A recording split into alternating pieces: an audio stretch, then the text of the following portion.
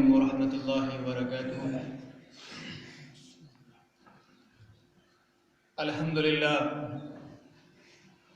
للہ رب العالمین، والصلاة والسلام على سید الانبیاء والمرسلین وعلى آلہ واصحابہ اجمعین، اما بعد فإن أصدق الحديث كتاب الله، وخير الهدي هدي محمد صلى الله عليه وسلم، وشر الأمور محدثاتها، وكل محدثة بدعة، وكل بدعة ضلالة، وكل ضلالة في النار، أو كما قال عليه الصلاة والسلام.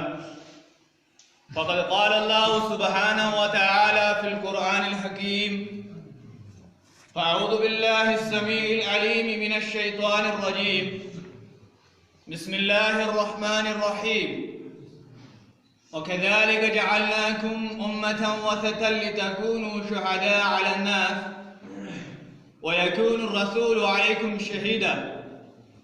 وقال الله عز وجل في موضع آخر: وَلَقَدْ بَعَثْنَا فِي كُلِّ أُمَّةٍ رَسُولًا أَنِ اعْبُدُوا اللَّهَ وَاجْتَنِبُوا الطَّاغُوتَ فَمِنْهُمْ مَنْ هَدَى اللَّهُ وَمِنْهُمْ مَنْ حَقَّ عَلَيْهِ الضَّلَالَةُ فَسِيرُوا فِي الْأَرْضِ فَانظُرُوا كَيْفَ كَانَ عَاقِبَةُ الْمُكَذِّبِينَ. آمنت بالله صدق الله العلي العظيم وصدق رسوله النبي الكريم، ونحن على ذلك من الشاهدين والشاكرين، والحمد لله رب العالمين. رب اشرح لي صدري ويسر لي امري واحلل عقدة من لساني يفقهوا قولي، آمین ثم آمین. محترم معززین، برادران اسلام، میرے لیے یہ خوشی اور مسرت کی بات ہے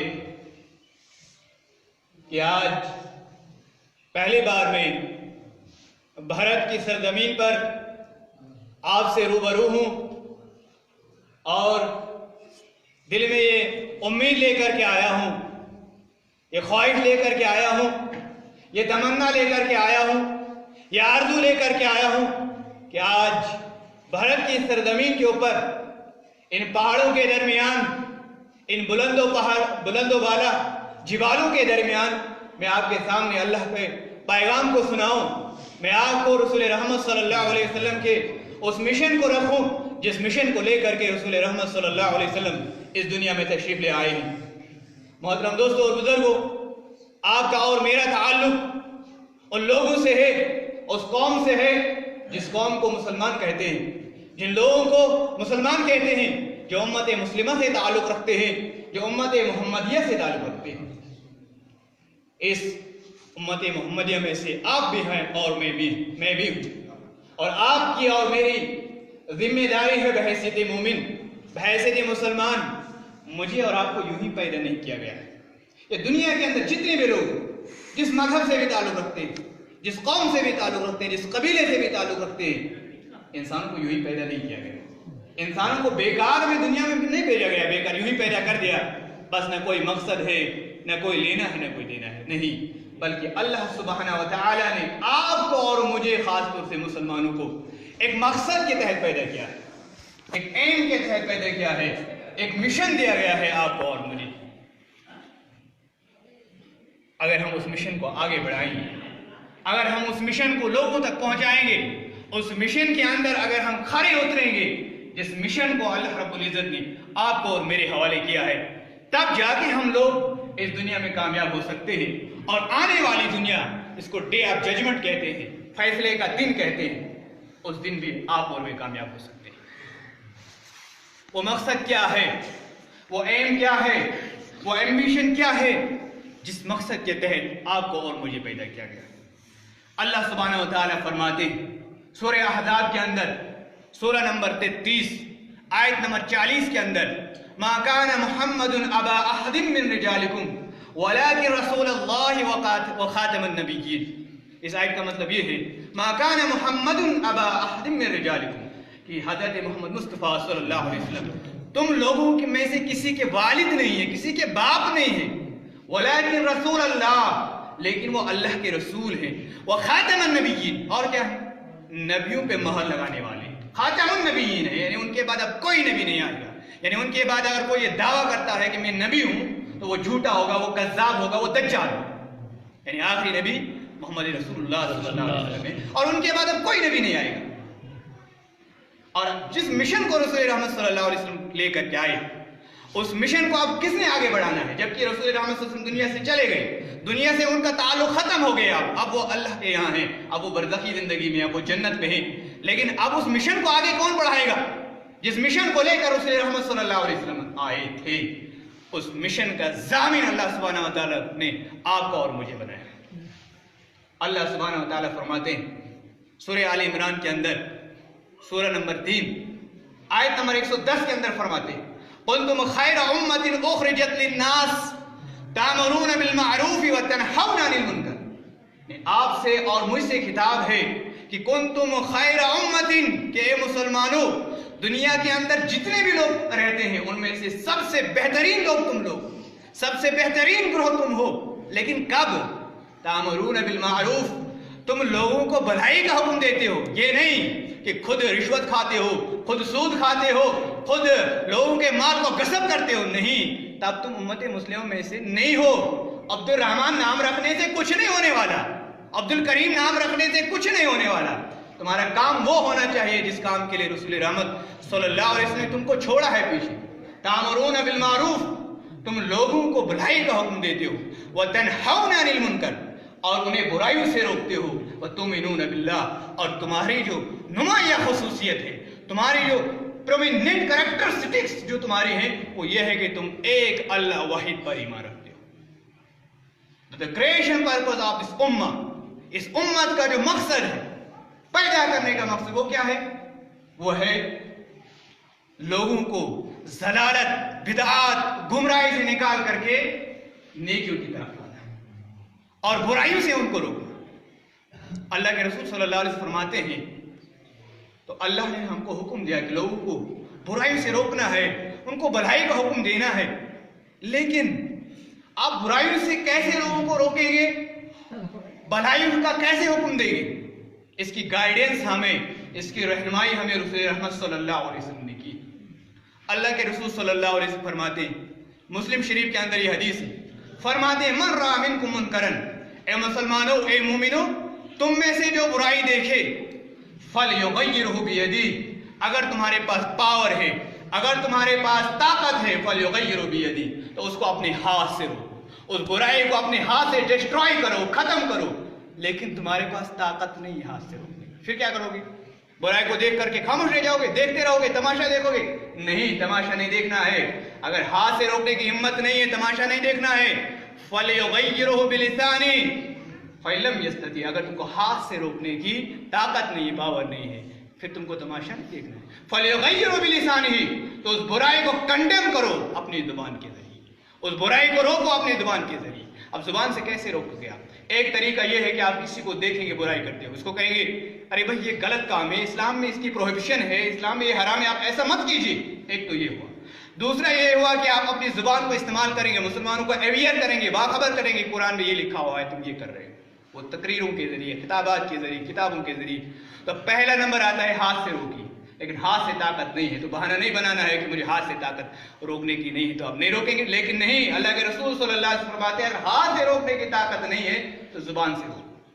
لیکن ہم لوگ اتنے بے بس ہیں، اتنے لاچار ہیں کہ ہم ہاتھ سے بھی نہیں روک پانے والے ہیں، زبان سے بھی روک پانے والے نہیں ہیں۔ اب کیسے روکیں گے؟ فرمایا فَإِن لَمْ يَسْتَطِعْ فَبِلِسَانِهِ فَإِن لَمْ يَسْتَطِعْ فَبِقَلْبِهِ، اگر آپ کو زبان سے بھی روکنے کی ہمت نہیں ہے، طاقت نہیں، فَبِقَلْبِهِ، تو اس برائی کو اپنے دل سے روکیں۔ اب دل سے کیسے برائی کو روکیں؟ دل سے برائی کو روکنے کا مطلب یہ ہے کہ اس برائی کے لیے تمہارے دل میں انتہائی خطرناک نفرت ہونی چاہیے، اس برائی کے لیے تمہارے دل میں نفرت ہونی چاہیے، بغض ہونا چاہیے، عداوت ہونی چاہیے۔ اور اگر ایسا بھی نہیں، اگر تمہارے دل بھی مردہ ہو چکے ہیں، تمہارے دل میں نفرت نہیں ہے برائیوں کے لیے، مردہ ہو چکے تمہارے دل، تب تم کیا ہو؟ اگر احساس ہے، تم دل سے برائی کو برائی سمجھتے ہو، فَذَلِكَ أَضْعَفُ الْإِيمَانِ، تو ایمان کا گھٹیا ترین درجہ، ایمان کا سب سے کمزور ترین درجہ یہ ہے کہ تم برائی کو دل سے برائی جانو، لیکن اگر یہ بھی نہیں ہے تو تب سمجھو کہ تمہارے اندر ایمان ہی نہیں ہے۔ تو ہمارے جو پیدا کرنے کا مقصد جو ہے امت مسلمہ، تو وہ یہی ہے کہ لوگوں کو ضلالت سے نکال کر کے، گمراہی سے نکال کر کے انہیں ایک اللہ سبحانہ و تعالی کی طرف۔ آج آپ اور میں یہ سمجھتے ہیں کہ اسلام کا اگر کوئی دشمن ہے، اگر آپ سے بھی میں ابھی سوال کروں کیا بتائیے اسلام کا کون دشمن ہے، تو کوئی کہے گا امریکہ، کوئی کہے گا مودی، کوئی کہے گا فلاں، یہ کہ وشنو پریشد والے، کوئی کہے گا RSS۔ لیکن ہمارے شیخ احمد دیدات رحمت اللہ علیہ فرماتے ہیں کہ نہیں، اسلام کے دشمن یہ نہیں۔ وہ فرماتے ہیں، ان کا کوٹیشن ہے شیخ احمد دیدات علیہ رحمہ کے بارے میں تھوڑا سا میں آپ کو بتاتا ہوں، وقت نہیں ہے لیکن تھوڑا سا آپ کو ان کے بارے میں معلومات دیتا ہوں۔ شیخ احمد دیدات رحمت اللہ علیہ گجرات کے رہنے والے تھے، انتہائی جب 1918 میں وہ پیدا ہوئے تھے، گجرات میں رہتے تھے، انگریزوں سے پہلے کی بات ہے۔ جب ہندوستان میں انگریزوں نے 1947 میں قبضہ کیا تو یہاں بہت زیادہ مسلمانوں کو ستایا جاتا تھا، ہندوؤں کو بھی ستایا جاتا، مسلمانوں کو بھی ستایا جاتا تھا۔ تو شیخ احمد دیدات رحمت اللہ علیہ کے والد صاحب جن کا نام حسین دیدات تھا، تو انہوں نے ہجرت کی تھی، ساؤتھ افریقہ چلے گئے تھے۔ پھر ایک وقت ایسا آیا جب احمد دیدات رحمت اللہ علیہ بڑے ہو گئے تو انہوں نے بھی ہجرت کر کے چلے گئے اپنے والد کے پاس۔ ان کا والد صاحب ٹیلر تھا، تو شیخ احمد دیدات رحمت اللہ علیہ وہاں گئے ساؤتھ افریقہ میں اور وہاں رہنے لگے۔ آپ جانتے ہیں، آپ کو معلوم ہوگا کہ عیسائیت اس وقت دنیا کی نمبر 1 مذہب ہے اور دوسرے نمبر پہ اسلام ہے۔ تو عیسائیوں کا کام ہے، عیسائی کا کام مشنریز چلاتے ہیں۔ مشنریز کا مطلب یہ ہوتا ہے وہ زیادہ سے زیادہ چاہتے ہیں کہ لوگوں کو کنورٹ کریں اپنے مذہب میں، اور مسلمانوں کو بھی وہ فرار کر کسی کو جو کمزور ایمان والے ہوتے ہیں پیسے کا لالچ دے کر کے، حتیٰ کہ وہ اپنی لڑکیوں کو بھی اس پہ نشاور کرتے ہیں، دے کر کے لاری دے کر کے ان کو کور کر لیتے ہیں اور اپنے مذہب میں لیتے ہیں۔ شیخ احمد دیدات رحمت اللہ علیہ جب گئے اپنے والد صاحب کے پاس، وہاں عیسائی زیادہ ہیں مسلمان کم ہیں، تو وہ بار بار شیخ احمد دیدات رحمت اللہ علیہ کے پاس جانے لگے اور قرآن پہ اعتراضات جڑنے لگے، قرآن میں یہ لکھا ہوا ہے غلط، قرآن میں یہ لکھا ہوا ہے غلط۔ شیخ احمد دیدات رحمت اللہ علیہ پریشان ہوتے گئے، اور انہوں نے زیادہ کچھ اسکول میں گئے نہیں تھے، مالی حالت صحیح نہیں تھی، فائنانشل پرابلمز تھے، مال نہیں تھا ان کے پاس۔ تو کیا ہوا کہ شیخ احمد دیدات بہت پریشان ہو گئے، میں ان کو جوابات کیسے دوں؟ تو 6ٹھی تک انہوں نے پڑھا تھا، پھر انہوں نے خود مطالعہ کیا اور اتنا مطالعہ کیا کہ عیسائیوں کی جتنی بھی بائبلز تھی، جتنی بھی کتابیں، سب کو رٹ لیا، زبانی یاد کر لیا۔ اور عیسائیوں کے سب سے بڑے عالم جس کا نام تھا جیمی سوگاٹ، ان کو چیلنج دیا کہ اگر تیرے اندر ہمت ہے، تم اسلام کے خلاف اتنا بولتے ہو، ہمت ہے، آؤ میرے ساتھ مناظرہ کرو۔ تو 1986 کے اندر انہوں نے سب سے بڑے عیسائی کو شکست دی، جیمی سوگاٹ کو، نیو یارک میں جا کر کے، امریکہ میں خود جا گئے سفر کر کے، اور وہاں انہوں نے ایک بہت بڑا پروگرام بلایا، اور اس پروگرام میں بائبل کے اندر جتنی بھی گندگیاں تھیں، جتنی بھی غلطیاں، سب ان کے سامنے رکھ دی اور اس کو جواب بن نہیں پایا۔ تو یہی شیخ احمد دیدات رحمت اللہ علیہ ڈاکٹر ذاکر نائک کے استاد رہے، 6ٹھی پاس، یاد رکھیے، جس کو اللہ نوازے کون اس کو لے سکتے، صرف 6ٹھی پاس تھے، اور ڈاکٹر ذاکر نائک حفیظہ اللہ کے استاد ہیں۔ وہی فرماتے ہیں، کہتے ہیں کہ اسلام کا دشمن امریکہ نہیں ہے، اسلام کا دشمن وہ نہیں جس کو آپ سمجھتے ہیں۔ وہ کیا کہتے ہیں؟ the biggest enemy of the Islam is the ignorant Muslim، کہ سب سے بڑا اسلام کا دشمن اگر کوئی ہے وہ خود جاہل مسلمان ہے، وہ خود وہ مسلمان ہیں جو علم نہیں رکھتے ہیں۔ کیوں؟ کہتے ہیں whose ignorance leads them to intolerance، جن کی اگنورنس، جن کی لا علمی، یعنی مسلمانوں کی لا علمی، جہالت انہیں لیڈ کرتی ہے، انہیں رہنمائی کرتی ہے کس کی طرف؟ عدم برداشت کی طرف۔ And whose ignorance destroy the true image of Islam، اور مسلمانوں کی لا علمی، ان کی جہالت جو اصل اسلام ہے، جو ریل اسلام ہے، اسلام کی جو اصلی صورت ہے، اس کو بگاڑ دیتی ہے۔ پھر کیا ہوتا ہے جب یہ مسلمانوں کے اندر ہوتا ہے؟ پھر کیا ہوتا ہے؟ انہوں نے بتایا when the people look at the Muslims، پھر جب لوگ مسلمانوں پہ دیکھتے ہیں، they think، وہ سوچتے ہیں کہ Islam is what he is، کہ اسلام وہی ہے جو مسلمان کرتے ہیں۔ آج جب مسلمان چوری کرتا ہے، دھوکہ دیتا ہے، تو ہندو کیا سمجھے گا، غیر مسلم کیا سمجھے گا؟ وہ سمجھے گا اسلام یہی ہے، اسلام چوری کرنا سکھاتا ہے، اسلام سود کھانا سکھاتا ہے، اسلام رشوت خوری سکھاتا ہے۔ کیوں؟ کیونکہ ہم لوگ تو وہی کرتے ہیں۔ اس لیے بہت سارے لوگ جو اسلام قبول کرنا چاہتے ہیں، جو اسلام کو اپنے گلے سے لگانا چاہتے ہیں، نہیں لگاتے، محض رکاوٹ آپ اور میں بنتے ہیں۔ جبکہ مجھے اور آپ کی آپ کا یہ مقصد تھا کہ ہم لوگوں کو ہزاروں خداؤں کی خدائی سے نکال کر کے ایک خدا کی طرف بلائیں، لیکن ہم لوگ خود جب برائی میں ملوث ہو جائیں گے، جب ہماری بیٹیاں فحاشیوں میں ملوث ہو جائیں گی، جب ہماری بیٹی خود ننگا ہو کر کے ہم خود اس کو بازار بھیجیں، پھر ہندو لوگ ہمارے یا غیر مسلم لوگ ہمارے دین سے کیسے متصل ہو سکتے ہیں؟ آپ اور میں یہ دعویٰ کرتے ہیں کہ ہم مسلمان ہیں. اب میرا نام خورشید احمد فلاحی ہے, آپ کا نام عبد الکریم ہے یا عبد الرحمن ہے, نام سے کچھ نہیں ہونے والا. اس نام کی وجہ سے ہم قیامت کے دن کامیاب نہیں ہو جائیں گے. کامیاب ہم تب ہو جائیں گے جب ہم اسلام کے اصولوں کے مطابق اپنی زندگی گزاریں. اور اسلام نام صرف نماز کا نہیں ہے, یاد رکھنا چاہیے. اسلام نام صرف تسبیحات جو پھرتے ہیں ہم اچھی بات ہے, ہم اس کی مخالفت نہیں کرتے, اور جو اس کی مخالفت کرے مسلمان ہی نہیں. تسبیحات پھرنے کا نام صرف اسلام نہیں ہے. Islam is the whole system of life. Islam زندگی گزارنے کے پورے طریقے کا نام ہے. یعنی زندگی ہر جگہ, آپ کو دکان پر کیسے رہنا ہے, آپ ٹیچر ہیں وہاں کیسے رہنا ہے, آپ کو گھر کے اندر اپنی بیوی کے ساتھ کیسے رہنا ہے, اپنی بیٹیوں کے ساتھ کیسا سلوک کرنا ہے, اپنے بچے کے ساتھ کیسے رہنا ہے, اگر آپ MLA ہیں وہاں کیسے رہنا ہے, آپ پارلیمنٹ کے اندر ہیں وہاں کیسے رہنا ہے. یعنی دنیا کا کوئی ڈپارٹمنٹ نہیں ہے, زندگی کا کوئی سفیر نہیں ہے, کوئی شعبہ نہیں ہے جہاں آپ کو اسلام رہنمائی نہیں کرتا ہے. اور قرآن ہمیں مطالبہ یہی کرتا ہے. قرآن ہمیں صرف نماز پڑھنے کو نہیں کہتا ہے. قرآن ہمیں صرف یہ نہیں کہتا ہے کہ رشوت مت کھاؤ, صرف اتنا ہی نہیں کہتا ہے زنا مت کرو, بلکہ اللہ سبحانہ و تعالیٰ فرماتے ہیں سورہ بقرہ کے اندر آیت نمبر 208 کے اندر, ادخلوا فی السلم کافہ ولا تتبعوا خطوات الشیطان, کہ اے مسلمانوں اسلام کے اندر پورے کے پورے داخل ہو جاؤ, پورے کے پورے داخل ہو جاؤ. ولا تتبعوا خطوات الشیطان, اور شیطان کے نقش قدم پہ مت چلنا. اور اسلام کے اندر ہم پورے کے پورے کب داخل ہو جائیں گے؟ تب ہم یہ ثبوت دیں گے ہم اسلام کے اندر پورے کے پورے ہیں جب کیا ہو جائے گا؟ ان الصلاۃ و نسکی, جب میری نماز میری قربانی, ان الصلاۃ و نسکی و محیای, اور میری زندگی, و مماتی, اور میری موت, للہ رب العالمین, ایک اللہ کے لیے ہو جائے. تب ہم حقیقی مسلمان ہو سکتے ہیں جب ہماری ہر چیز, ہر ایک ادا ہماری اللہ کے لیے ہو, قرآن و حدیث کے مطابق. اس لیے رسول رحمت صلی اللہ علیہ وسلم نے فرمایا کہ لوگوں تم یہ گمان کرتے ہو کہ نمازیں پڑھتے ہو, روزے رکھتے ہو, حج کرتے ہو, زکوٰۃ دیتے ہو, اور سمجھتے ہو کہ قیامت کے دن اللہ تعالیٰ ڈائریکٹ ہم کو جنت میں ڈال دے گا. کشمیری میں کہنے چار چھسا, یہ تو یہ بات چمکر مت کیا ٹھیک ہم نے جنت, یہ سمجھتے ہو تم لوگ. ایسا مت سمجھو. ایک بار رسول رحمت صلی اللہ علیہ وسلم نے صحابہ سے عرض کیا, مسلم شریف کے اندر یہ حدیث ہے, ابو ہریرہ رضی اللہ تعالیٰ عنہ روایت کرتے ہیں, فرمایا اتدرون ما المفلس, کہ میرے صحاباؤ ذرا بتاؤ کیا تم جانتے ہو کہ مفلس کسے کہتے ہیں, مفلس کس کو تم سمجھتے ہو؟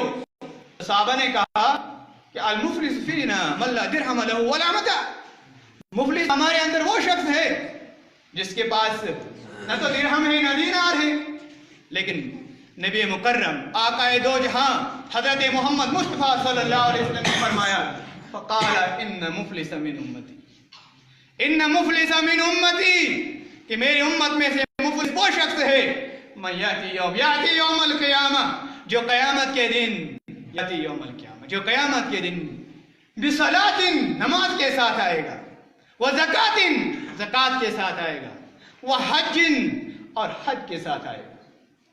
اس مکرم صلی اللہ علیہ وسلم نے فرمایا صحابہ سے کہ صحابہ میری امت کا مفلس وہ نہیں ہے جس کے پاس مال نہیں ہے, جس کے پاس اچھا مکان نہیں ہے, جس کے پاس اچھا بنگلہ نہیں ہے, اچھا رہنے کا بستر نہیں ہے گھر میں, ٹوٹی موٹی بوریا پہ سوتا ہے, وہ مفلس نہیں ہے میری امت کا. میری امت کا مفلس وہ ہے جو قیامت کے دن نماز کے ساتھ آئے گا, زکوٰۃ کے ساتھ آئے گا, حج کے ساتھ آئے گا, لیکن اس کے ساتھ کیا لے کر کے آئے گا؟ وَيَأْتِي قَدْ شَتَمَ هَذَا, اس کے ساتھ لے کر کے آئے گا کہ اس نے فلاں شخص کو گالی دی ہوگی, یعنی نماز بھی پڑھی ہوگی اور فلاں شخص کو گالی بھی دی ہوگی. وَيَأْتِي قَدْ قَذَفَ هَذَا, ہمارے معاشرے کی ایک بہت بڑی برائی کی جھوٹی تہمت لگاتے ہیں ہم لوگ, اور گالیاں بھی ہم اتنی بکتے ہیں, نماز بھی پڑھتے ہیں, گالیاں بھی بکتے ہیں, نماز بھی پڑھتے ہیں, اور کیا کہتے ہیں سود, کیا کہتے ہیں گالیاں بھی بکتے ہیں, تہمتیں بھی لگاتے ہیں. تو اللہ کے رسول نے فرمایا وقد شتم هذا وقذف هذا, نماز بھی پڑھی ہوگی, زکوٰۃ بھی دی ہوگی, حج بھی کیا ہوگا, لیکن کسی کو گالی دی ہوگی, کسی پہ تہمت لگائی ہوگی, وسفک دم هذا, اور کسی کا جھوٹ موٹ قتل کیا ہوگا, وضرب هذا, اور کسی کو مارا ہوگا. اب کیا ہوگا قیامت کے دن؟ اب فیصلہ کس طرح کیا جائے گا؟ اس کو تو نماز بھی سب کچھ ساتھ ہے. اب جن کو اس نے گالیاں دی, جس کو اس نے مارا، جس کو اس نے پیٹا، جس کا مال اس نے ہڑپ کیا، جس کی زمین اس نے غصب کی، ان کے ساتھ کیا ہوگا؟ تو اللہ کے رسول صلی اللہ علیہ وسلم فرمایا اوحد من خطا من حسناته، تو اس کی حسنات لے لی جائیں، وحاذا من حسناته، اور قیامت کے دن جو معاملہ ہوگا، جو فیصلہ ہوگا وہ حسنات پہ ہوگا، وہاں درہم و دینار نہیں ہوں گے، وہاں کا جو فیصلہ ہوگا وہ حسنات کے ذریعے ہوگا۔ اللہ کے رسول صلی اللہ علیہ وسلم فرمایا وحاذا من حسناتی، تو یہ معاملہ اب طے ہوگا حسنات کے ذریعے۔ فَإِن فَنِيَتْ حَسَنَاتُهُ قَبْلَ أَن يُقْدَامَ عَلَيْهِ، لیکن اب اتنا بدقسمت ہے یہ شخص، اللہ بچائے ہم سب کو ایسے اشخاص میں سے اللہ ہمیں مت بنانا، اور ایسے لوگوں کے ساتھ ہمارا حشر مت کرنا۔ فَإِن فَنِيَتْ حَسَنَاتُهُ قَبْلَ أَن يُقْدَامَ عَلَيْهِ، اگر جب اس کے حسنات جب ختم ہو جائیں گے فیصلہ کرنے سے پہلے پھر کیا کیا جائے گا؟ اخذ من سیئاتہ من خطایاہم، تو ان لوگوں کے گناہ لیے جائیں گے جن لوگوں نے اس کو ستایا ہوگا نماز زکوٰۃ حج کرنے کے باوجود۔ فطرحت علیہ، تو اس نماز گزار، حج گزار، روزہ دار شخص کے اوپر ان کی برائیاں ڈال دی جائیں گی۔ پھر کیا کیا جائے گا؟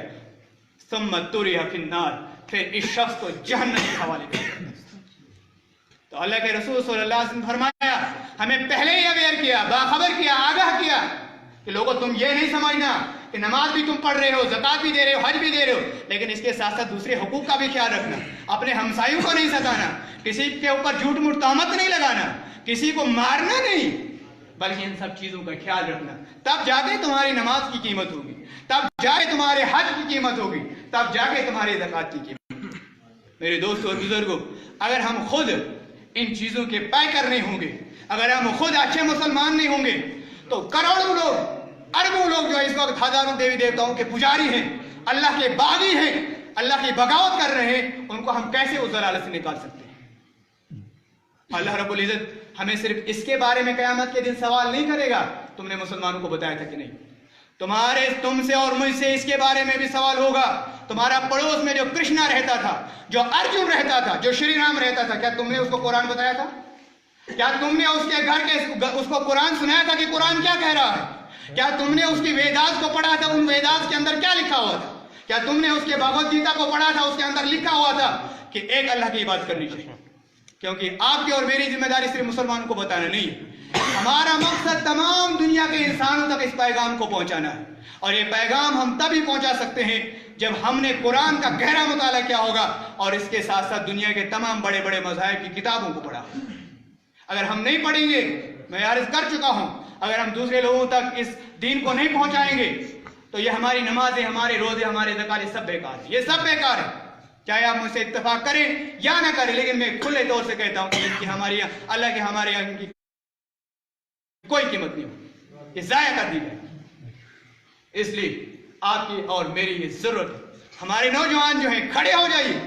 ارے قرآن کریم واحد مذہبی کتاب ہے دنیا کے اندر جس نے سب سے پہلے نماز پڑھنے کا حکم نہیں دیا، سب سے پہلے زکوٰۃ دینے کا حکم نہیں دیا، سب سے پہلے روزے رکھنے کا حکم نہیں دیا۔ کیا حکم دیا؟ اقرا، پڑھو، پروکلیم، پڑھو، پڑھنے کا حکم دیا۔ دنیا کے جتنے مذہب ہیں کسی بھی کتاب میں نہیں لکھا کہ تم سب سے پہلے پڑھو، بلکہ دنیا کے بہت سارے مذاہب کے اندر تو یہ ہے کہ صرف ایک مخصوص طبقہ پڑھ سکتا ہے، باقی لوگوں کو پڑھنے کی اجازت ہی نہیں۔ اگر آپ ہندو مذہب کے بارے میں پڑھیں گے، ہندو مذہب کے اندر لکھا ہوا ہے کہ صرف ہندو کی کتابوں کو تعلیم حاصل کرنے کا جو حق ہے صرف برہمنوں کو ہے، برہمن کے علاوہ کوئی پڑھ ہی نہیں سکتا۔ اور اتنا تک منوسمرتی کے ہندوازم کی جو مشہور کتاب ہے، فقہ کی کتاب منوسمرتی، اس کے اندر لکھا ہوا ہے کہ اگر کوئی برہمن کے علاوہ اگر کوئی وید کو سنتا ہے، اس کے لیے یہ سزا ہے کہ اس کے کان میں سیسا پگھلا کر کے ڈالا جائے زندہ ہو کر کے، زندگی کے علاوہ۔ لیکن اسلام وہ واحد مذہب ہے، وہ اکیلا اور یکتا مذہب ہے جس نے سب سے پہلے ہمیں اور آپ کو پڑھنے کی تلقین کی ہے۔ لیکن سب سے بڑا جاہل طبقہ اگر کوئی ہے، سب سے بڑا لا علم طبقہ کوئی ہے، تو اگر ہے کوئی دنیا میں تو مسلمان ہے۔ مسلمان کو کلمہ یاد نہیں ہے، باقی چھوڑو، دنیا کی تعلیم کو چھوڑو، سائنس چھوڑو، ٹیکنالوجی چھوڑو، بڑے بڑے مذاہب کو چھوڑو۔ بہت سارے لوگ ایسے ملیں گے آپ کو جن کو لا الہ الا اللہ محمد رسول اللہ صلی اللہ علیہ وسلم تک یاد نہیں۔ یہ ہمارے لیے اور میرے لیے ایک لمحہ فکریہ ہے، آپ کے لیے اور میرے لیے، کیونکہ ہم کو تو پوری دنیا کے لیے نکالا گیا۔ لیکن جب ہم خود تیار نہیں ہوں گے، ہم کیسے ان لوگوں کو دعوت دیں گے؟ ہم کیسے ان لوگوں تک اسلام کا پیغام پہنچا سکتے ہیں؟ میرے دوستوں اور بزرگوں، سمجھیے ابھی وقت ہے، جاگ جائیے، جاگیے، جاگنے کا وقت ہے۔ لیکن پھر ایک دن آئے گا، پھر ہم جاگنا چاہیں گے لیکن پھر وقت نہیں ہوگا، پھر ہم جاگ نہیں پائیں گے۔ اس وقت جو حالات ہیں مسلمانوں کی، پورے دنیا میں نظر مارے کہ مسلمانوں کی کیا حالت ہے۔ پورا عالم کفر اس وقت اکٹھا ہے، ملا ہوا ہے کہ کس طریقے سے مسلمانوں کو دنیا سے نستنابود کر دیا جائے، ان کو ختم کر دیا جائے۔ اور یہ کفر کی آج کی پالیسی نہیں، یہ کفر کی اس دن سے پالیسی ہوئی ہے، حضرت آدم علیہ السلام سے لے کر کے کفر کی یہی پالیسی رہی ہے کہ اسلام کو مٹا دیا جائے۔ لیکن اللہ نے بھی وعدہ رکھا ہے قرآن کریم کے اندر، اللہ فرماتے ہیں یریدون لیطفئوا نور اللہ بافواہہم واللہ متم نورہ ولو کرہ الکافرون، کہ دنیا کے تمام کافر چاہتے ہیں، یریدون لیطفئوا نور اللہ، دنیا کے تمام کافر چاہتے ہیں کہ اللہ کے نور کو مٹا دے، دنیا سے اسلام کو مٹا دے، لیکن اللہ فرماتا ہے واللہ متم نورہ، اللہ اس نور کا اتمام کر کے رہے گا، ولو کرہ الکافرون، اگر یہ کافروں کو ناگوار گزرے، ان کو دشوار گزرے، لیکن اللہ نے اس نور کا اتمام کرنا ہے۔ قرآن اور حدیث کی بالادستی دنیا میں ہونی ہے انشاءاللہ۔ اور اللہ نے 3 مرتبہ قرآن میں فرمایا ہے، سورہ توبہ کے اندر سورہ نمبر 8 آیت نمبر 32، سورہ فتح کے اندر سورہ نمبر 48 آیت نمبر 29، سورہ صف کے اندر سورہ نمبر 62 آیت نمبر 8 میں فرماتے ہیں اللہ تعالیٰ هو الذی ارسل رسولہ بالہدی ودین الحق لیظہرہ علی الدین کلہ ولو کرہ الکافرون، بعض جگہ ولو کرہ المشرکون، بعض جگہ وکفی باللہ شہیدا۔ اس آیت کا مطلب یہ ہے کہ اللہ تعالیٰ فرماتے ہیں کہ اللہ نے بھیجا ہے رسول کو حق کے ساتھ اور ہدایت کے ساتھ، تاکہ وہ اس دین اسلام کو دنیا کے اندر جتنے بھی دین پائے جاتے ہیں ان پہ غالب کرے، اگر یہ کافروں کو ناگوار کرے۔ انشاءاللہ سبحانہ وتعالیٰ ایک وقت آئے گا، آپ بھی دیکھیں گے، میں بھی دیکھوں گا، انشاءاللہ ہم رہے یا نہ رہے دنیا دیکھے گی کہ اسلام پوری دنیا پہ غالب آئے۔ اس وقت جو رپورٹس بتاتی ہیں، جو اسٹیٹکس بتاتی ہیں، امریکہ کے اندر، انگلینڈ کے اندر، ساؤتھ افریقہ کے اندر، کیا کہتے ہیں نائجیریا کے اندر، جو بھی ویسٹرن کنٹریز ہے، the fastest religion in the world number 1 is اسلام، سب سے زیادہ تیزی سے پھیلنے والا مذہب اگر کوئی ہے اس وقت وہ اسلام ہے۔ اسلام اپنا سایہ آج پر پھیلا رہا ہے اور لوگ جوک در جوک اسلام میں آ رہے ہیں، الحمدللہ ثم الحمدللہ۔ لیکن آپ کے لیے اور میرے لیے پھر سے میں آپ کو کہتا ہوں کہ آئیے قرآن سے جڑ جائیے، قرآن سے اپنے تعلق کو مضبوط کیجیے۔ آپ کے جو یہ ننھے ننھے پھول ہیں، جو نوجوان ہیں، جو اس وقت فحاشوں میں مبتلا ہے، اس موبائل کے ذریعے یا دوسری چیزوں کے ذریعے، نوجوانوں سنبھل جاؤ، یہی زندگی ہے، یہی میں بھی نوجوان ہوں، آپ بھی نوجوان ہیں، ہمارے لیے یہی وقت ہے کہ ہم سنبھل جائیں، قرآن کو تھام لیں، اللہ کے رسول صلی اللہ علیہ وسلم کے حدیث کو تھام لیں اور اس کو پھیلانے کا کام کریں۔ اپنے آپ کو ضائع مت کیجیے، لذت کے لیے گناہ مت کیجیے، کیونکہ آپ کے گھر میں بھی بیٹیاں ہیں، ہم بھی بیٹیوں والے ہیں، ہم بھی بہنے والے ہیں، ہم بھی بہنوں والے ہیں، ہم بھی ماؤں والے ہیں، آپ بھی ماؤں والے ہیں۔ دوسرے کی ماؤں کو اپنی مائیں سمجھے، دوسرے کی بہنوں کو اپنی بہنیں سمجھو، دوسروں کی بیٹیوں کو اپنی بیٹیاں سمجھو، تب جا کے ہم اچھے مسلمان ہو سکتے ہیں، تب جا کے ہمارا معاشرہ اچھا ہو سکتا ہے۔ میں یہیں پر اپنی تقریر ختم کرتا ہوں اور اللہ رب العزت سے دعا گو ہوں کہ اللہ رب العزت ہمیں کہنے سے زیادہ سننے اور اس پر عمل کرنے کی توفیق عطا فرمائے۔ اللہ سے دعا ہے کہ اللہ ہمارے کبیرہ صغیرہ گناہ معاف فرمائے۔ اللہ سے دعا ہے کہ اے اللہ اس وقت دنیا کے اندر جو مسلمانوں کے ظلم و ستم کے پہاڑ توڑے جا رہے ہیں، یا اللہ ان کو سلامتی عطا کر، ان کے دشمنوں کو منہ توڑ جواب عطا دے دے اور مسلمانوں کو غائبی نصرت عطا فرما۔ یا اللہ ہم سے جو گناہ سرزد ہوتے ہیں، چاہے کبیرہ گناہ ہے، صغیرہ گناہ ہے، یا اللہ ہمارے تمام گناہوں کو معافی فرما۔ یا اللہ ہم میں سے جو لوگ انتقال کر چکے ہیں ان کی مغفرت فرما، یا اللہ ہمارے گناہوں کی بھی مغفرت فرما، یا اللہ ہماری دعاؤں کو اپنی بارگاہ میں قبولیت عطا فرما۔ آمین۔ وآخر دعوانا ان الحمد للہ رب العالمین، والسلام علیکم ورحمۃ اللہ وبرکاتہ۔